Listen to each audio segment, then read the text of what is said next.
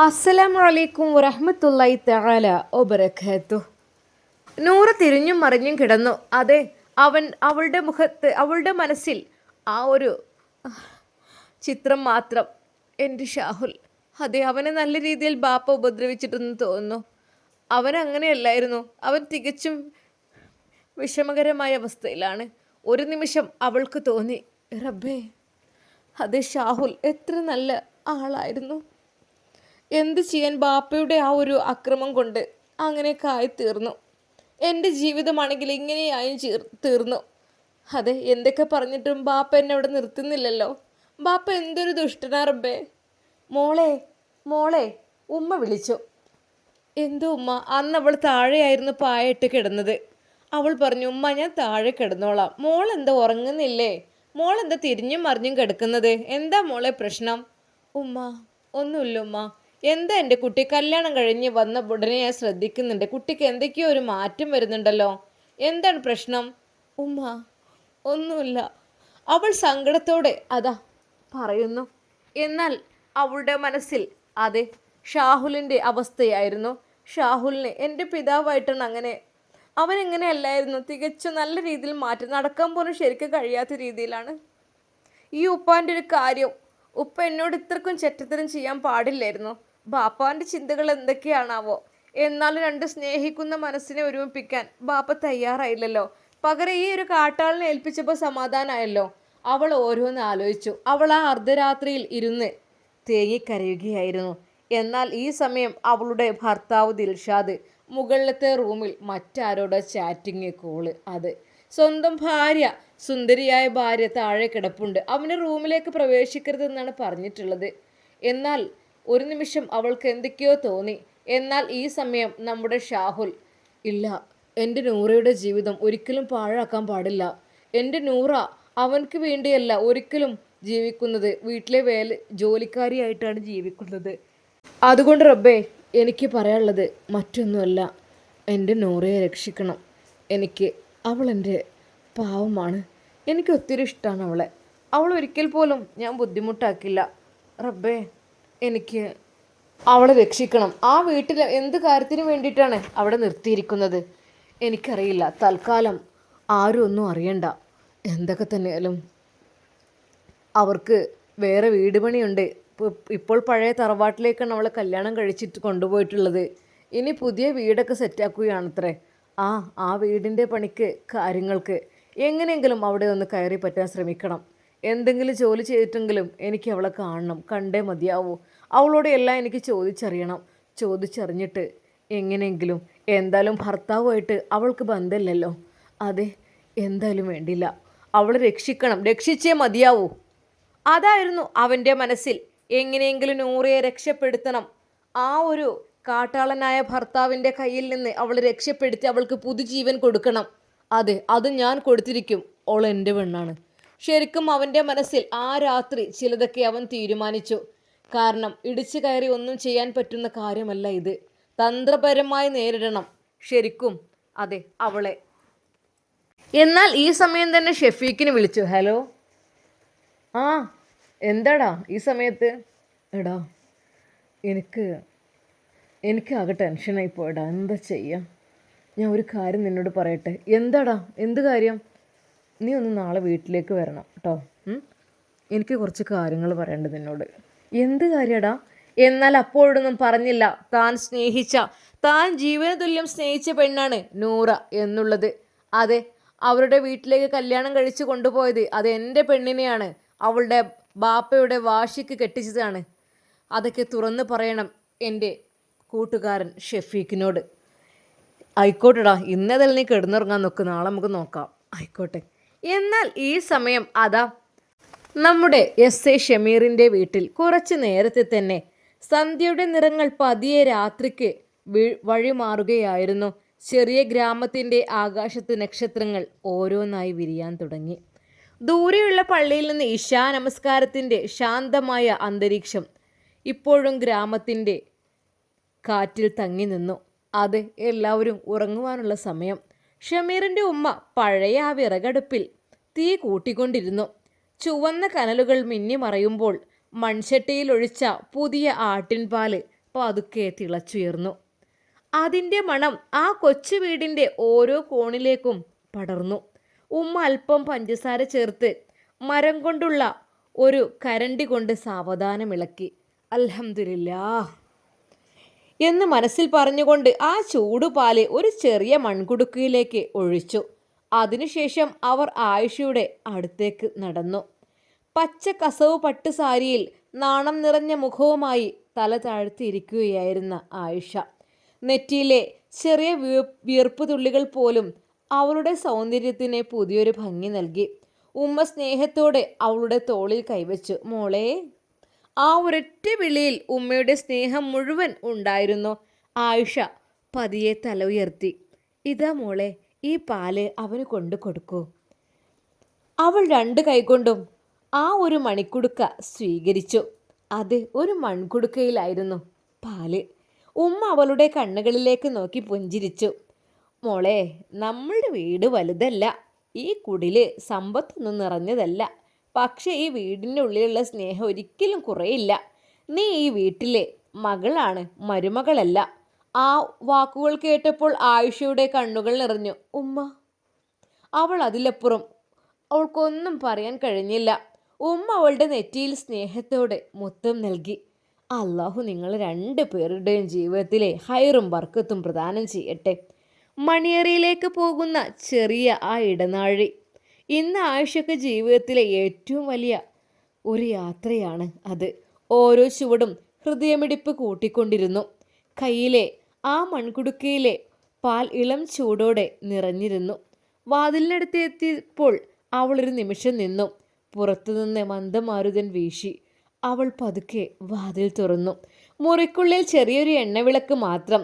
ആ മഞ്ഞ വെളിച്ചത്തിൽ ഇരിക്കുകയായിരുന്നു ഷമീർ.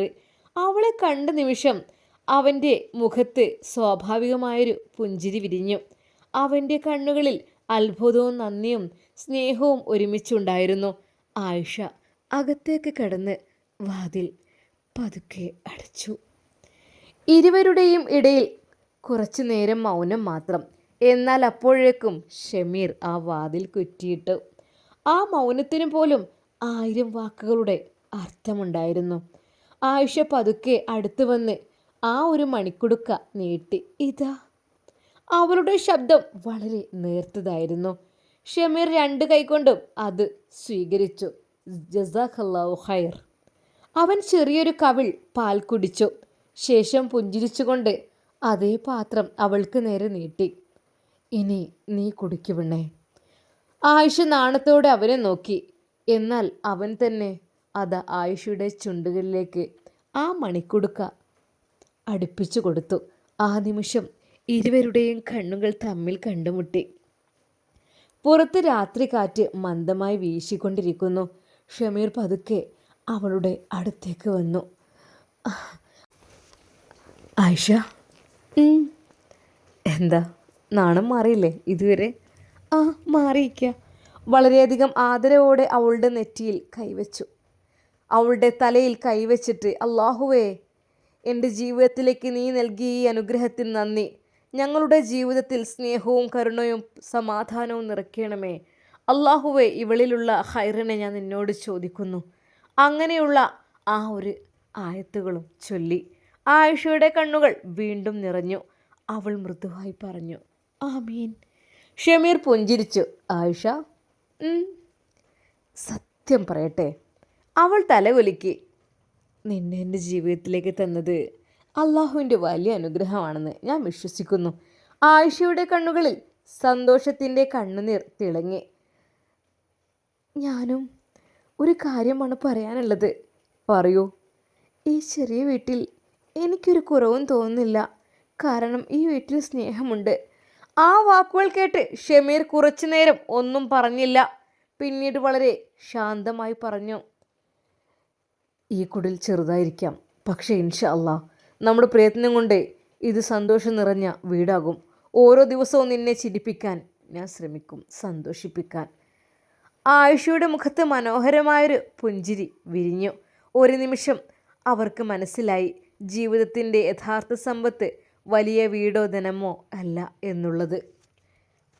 സ്നേഹത്തോടെ സംസാരിക്കുന്ന ഒരു ഹൃദയമാണ്. ആ ശാന്തമായ രാത്രിയിൽ പുതിയ ജീവിതത്തിൻ്റെ ആദ്യ നിമിഷങ്ങൾ അവർ പ്രതീക്ഷയുടെയും സമാധാനത്തിൻ്റെയുമായി സ്വീകരിച്ചു. പുറത്തുള്ള നക്ഷത്രങ്ങൾ ആ ചെറിയ കുടിലിന് മുകളിലായി നിശബ്ദമായി തിളങ്ങിക്കൊണ്ടിരുന്നു. അകത്ത് രണ്ട് ഹൃദയങ്ങൾ ഒരുമിച്ച് ജീവിതം പണിയാനുള്ള മനോഹരമായ സ്വപ്നങ്ങൾ ആരംഭിക്കുകയായിരുന്നു. അങ്ങനെ അതാ നമ്മുടെ ഷമീർ അവളെ നെഞ്ചോട് ചേർത്തു വാരിപ്പുണർന്നു. ആയിഷ, നീയാണ് എനിക്കുള്ള ഭാഗ്യം അല്ലേ? ഇക്ക, അതെ, ഞാൻ നിങ്ങളെ കണ്ടപ്പോൾ ഒരിക്കലും വിചാരിച്ചില്ല. ഷമീറിൻ്റെ ആ രോമവൃതമായ നെഞ്ചിലേക്ക് അവളുടെ മുഖം അവൻ അമർത്തിപ്പിടിച്ചു. അത് അവൻ്റെ ആ ഒരു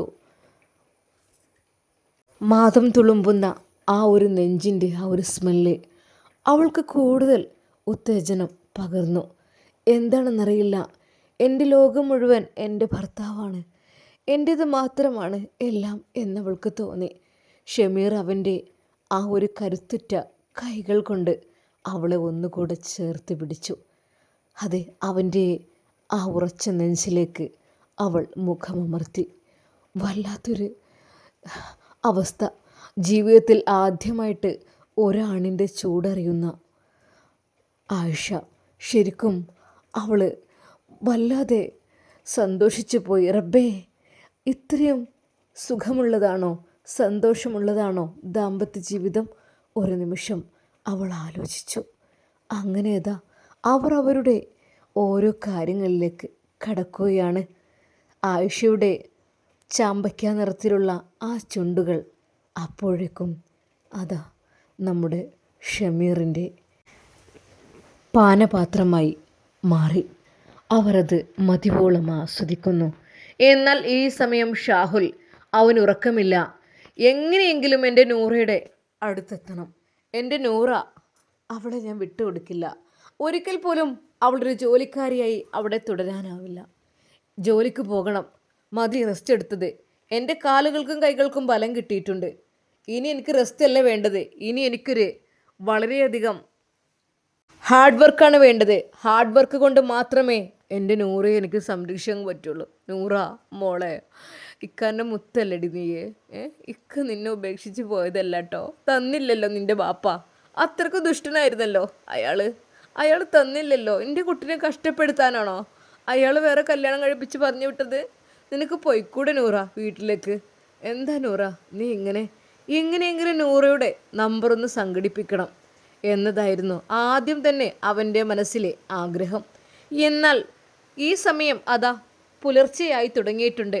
നമ്മുടെ ഷമീറും ആയിഷയും അവരുടെ സ്വപ്നങ്ങളെല്ലാം പരസ്പരം പങ്കുവെച്ചു. അതെ, അവർ രണ്ടുപേരും ഒന്നായി തീരുകയാണ്. ഒരേ മനസ്സ്, ഒരേ ശരീരം. അങ്ങനെ അവർ തമ്മിൽ പുതിയൊരു ജീവിതത്തിലേക്ക് കടന്നു. എന്നാൽ ഈ സമയം അതാ നമ്മുടെ ഷമീർ പുലർച്ചെ തന്നെ ഉണർന്നു. ഒരു നിമിഷം അവന് അറിയില്ലായിരുന്നു, ഓർമ്മയില്ലായിരുന്നു. റബ്ബേ! എന്നാൽ തൻ്റെ കൈകളിൽ മുഖമമർത്തി കിടക്കുന്ന തൻ്റെ പ്രിയപ്പെട്ട ആയിഷയെ അവൻ ഒന്നുകൂടി നെഞ്ചോട് ചേർത്ത് പിടിച്ചു. അവളുടെ കവിളുകളിൽ 1000 ചുംബനങ്ങൾ അർപ്പിച്ചു. അതെ, നിസ്കരിക്കണം, തഹജ്ജുദ് നിസ്കരിക്കണം. അതാണ് അവൻ പതുക്കെ അതാ അവളുടെ കവിളിൽ തട്ടി. അവൾ നിസ്കരിക്കാറുണ്ടോ ഞാൻ ചോദിച്ചതുമില്ല. കാരണം തഹജ്ജുദ് നമസ്കാരം പലരും നിസ്കരിക്കാത്ത ഒന്നാണ്. അവൻ എഴുന്നേറ്റു. പതുക്കെ അതാ ആയിഷയെ തലയണയിലേക്ക് കിടത്തുമ്പോൾ അവൾ ഒന്നുകൂടെ അവനെ കെട്ടിപ്പിടിച്ചു. ആ ഇക്ക. ആയിഷ പെണ്ണെ, ഫ്രഷായിട്ട് നിസ്കരിക്കണം. വാ, നീ വാ. ഇവിടെ അകത്ത് ബാത്റൂമൊന്നും ഇല്ലാത്തതാണ്, നമുക്ക് പുറത്ത് പോവേണ്ടി വരും. ഒരു നിമിഷം അവൾ പിടഞ്ഞെണീറ്റു. ഇക്ക, അതിനെന്താ? ഇതൊക്കെ എൻ്റെ ഇഷ്ടങ്ങളല്ലേ, ഞാനല്ലേ തീരുമാനിച്ചത്. No problem. ഒരുപാട് സൗകര്യത്തിൽ നിന്ന് വന്ന ഞാനേ ഇതുപോലുള്ള എളിമയുള്ള ജീവിതം ജീവിക്കുമ്പോൾ എനിക്ക് വല്ലാത്ത സന്തോഷമാണ്. വാ, നമുക്ക് കുളിക്കാം. അങ്ങനെ അതാ അവർ രണ്ടുപേരും നേരത്തെ തന്നെ ഉണർന്നു. സമയം ഏകദേശം 3:30 ആയിട്ടുള്ളൂ. അങ്ങനെ അതാ ഷമീർ അവളുടെ കൈകൾ പിടിച്ചു. ആയിഷ, വീഴല്ലേ പൊന്നെ, നല്ല മഴയുണ്ട്, ഇതാ എന്നെ കൈ പിടിക്ക്. എന്നാൽ ആ നിമിഷം അവൻ അവളെ പൊക്കിയെടുത്തുകൊണ്ട് നേരെ അതാ പുറത്തെ കുളിപ്പുരയിലേക്ക് കൊണ്ടുപോവുകയാണ്. ഓല കൊണ്ട് മറച്ച ആ ഒരു കുളിപ്പുര, എന്നാലും വൃത്തിയുണ്ട്, ഒന്നും കാണൂല പുറത്തേക്കൊന്നും. കുളിക്കാൻ വേറെ ടോയ്ലറ്റായിട്ട് അത് വേറെ അപ്പുറത്ത്. എന്നാൽ കുളിപ്പുര അല്പം വിശാലമായിരുന്നു. അതിൽ 2 കരിങ്കല്ലായിരുന്നു ഇട്ടിരുന്നത്. വെള്ളം നിറച്ചു വെച്ചിട്ടുണ്ട് പാത്രങ്ങളിലായിട്ട്. എന്നാൽ അങ്ങനെ അതാ നമ്മുടെ ആയിഷയെ ഷമീറ തണുത്ത വെള്ളം കൊണ്ട് കുളിപ്പിക്കട്ടെ ഒന്ന് ചോദിക്കുകയാണ്. മോളെ, നല്ല മഴയാണ്, കുളിപ്പിക്കട്ടെ നിന്നെ ഞാനൊന്ന്? ആ, ചുടുവെള്ളം വെക്കണോ? അടുപ്പത്ത് ഉണ്ടാവും, ഒരു തൂക്കിൽ വെച്ചിട്ടുണ്ടാവും ഉമ്മ. അത് രാവിലെ ഉമ്മ മുഖവും കഴുകാനും ഉളൂഹ് ചെയ്യാനൊക്കെ എടുക്കുന്നതാണ്, നല്ല മഴയായത് കൊണ്ടും തണുപ്പായതുകൊണ്ടും. ഏയ്, അതൊന്നും വേണ്ട. അങ്ങനെയാ അതാ തൊട്ടപ്പുറത്തുള്ള ആ ഒരു കിണർ, ആ കിണറിൽ നിന്ന് അവിടുന്ന് തന്നെ വെള്ളം കോരുവാൻ അവൻക്ക് പറ്റും.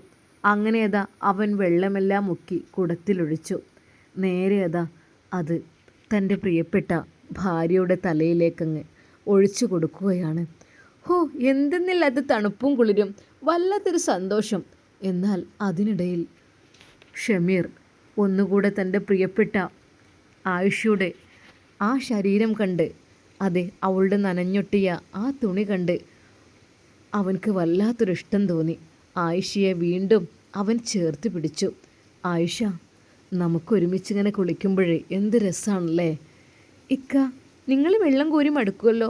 അതിനെന്താ, ഇഷ്ടം പോലെ വെള്ളം മേലെയാണ്. പിന്നെ പുഴ അപ്പുറത്തുണ്ട്, തോടുണ്ട്. ഒരു ദിവസം നമുക്ക് തോട്ടിലേക്ക് അങ്ങ് കുളിക്കാൻ പോകാം കേട്ടോ. ഇന്നേതായാലും തൽക്കാലം ഇവിടെ അങ്ങ് അഡ്ജസ്റ്റ് ചെയ്യാം, ആദ്യത്തെ ദിവസമല്ലേ.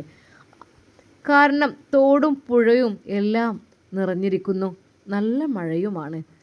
ആ ഒരു പാടത്തുള്ള കിണറ്റിൽ നിന്ന് അവൻ വെള്ളം കോരി അവളെ കുളിപ്പിച്ചു. എന്തെന്നറിയില്ല, ഒരു നിമിഷം അവൾക്ക് തോന്നിപ്പോയി, അതെ ടൈൽസ് പാകിയ എല്ലാ സൗകര്യങ്ങളുള്ള അറ്റാച്ച്ഡ് ബാത്റൂമിൽ ഈ ഒരു സുഖമില്ല കുളിക്കാൻ. അതെ, ഓല കൊണ്ട് മറച്ച് മേലെ ഷീറ്റിട്ട ആ ഒരു ബാത്റൂമിൽ, അതും ആ കരിങ്കൽ പാറയിൽ ഇരുന്നു കൊണ്ട് കുളിക്കുമ്പോൾ, അതും തൻ്റെ പ്രിയപ്പെട്ട ഭർത്താവ് കിണറിൽ നിന്ന് വെള്ളം കോരി എൻ്റെ തലയിലേക്ക് ഒഴിക്കുമ്പോൾ, അതിന് വല്ലാത്തൊരു വൈബായിരുന്നു അവൾ ആസ്വദിച്ചിരുന്നത്. ഇക്ക, അങ്ങനെ അതാ ആ തണുത്ത വെള്ളത്തിൽ 2 പേരും കുളിച്ചു. ഷമീർ അവൾക്ക് ഉളൂഹ് ചെയ്യുവാൻ വേണ്ടി വെള്ളം ഒഴിച്ചു കൊടുത്തു. എന്തെന്നറിയില്ല, ഇങ്ങനൊരു ഉളൂഹ് ഞാൻ ചെയ്തിട്ടില്ല. എപ്പോഴും പൈപ്പിനടിയിലായിട്ട് അങ്ങനെയായിരുന്നു. പക്ഷേ ഇത് എന്തെന്നറിയില്ല, എത്രയോ വർഷം പിന്നോട്ട് പോയ പോലെ. അത് താൻ ആഗ്രഹിച്ച ജീവിതം, താൻ മനസ്സിൽ സ്വപ്നം കണ്ട ജീവിതമായിരുന്നു ആയിഷയ്ക്ക് ലഭിച്ചത്. ആ പഴമയുടെ ആ കരിങ്കൽ പാറയിൽ ഇരുന്നു കൊണ്ടുള്ള ആ ഒരു കുളി എല്ലാം എനിക്കെൻ്റെ ഭർത്താവ് ചെയ്തു തരുന്നു. ഒരുപാട് മുടിയുള്ള അവളുടെ ആ ഒരു മുടിയും അതാ അവൻ തോർത്തി കൊടുത്തു. എല്ലാം അവൻ ചെയ്തു തന്നു. ഷമീർ ഒരു കൊച്ചു കുട്ടിയെ പോലെയാണ് ആയിഷയെ നോക്കുന്നത്. ആയിഷ ഉളൂഹ് ചെയ്ത് കഴിഞ്ഞപ്പോൾ ആയിഷയോട് അവൻ ചോദിച്ചു, ആയിഷ, ഞാൻ എടുക്കട്ടെ നിന്നെ? അല്ലാ, ഉളൂഹ് മുറിയൂലേ ഇത്രയും കഷ്ടപ്പെട്ട്? ഏയ്, അതിനെന്താ ഒന്നുകൂടെ ഉണ്ടാക്കണം? വേണ്ടേക്ക, വരി നമുക്ക് നിസ്കരിക്കാൻ പോവാം. അങ്ങനെ അതാ ആ തണുപ്പുള്ള അന്തരീക്ഷത്തിലൂടെ അവർ നടന്ന് ആ കൊച്ചു കുടിലിലേക്ക് കടന്നു. അങ്ങനെ അവർ തഹജ്ജുദ് നമസ്കരിക്കുകയാണ്. 2 പേരും അതാ ഖുർആൻ ഓതുകയാണ്. അതെല്ലാം കഴിഞ്ഞപ്പോൾ പള്ളിയിൽ നിന്ന് മനോഹരമായൊരു ബാങ്കുലി കേൾക്കുന്നു.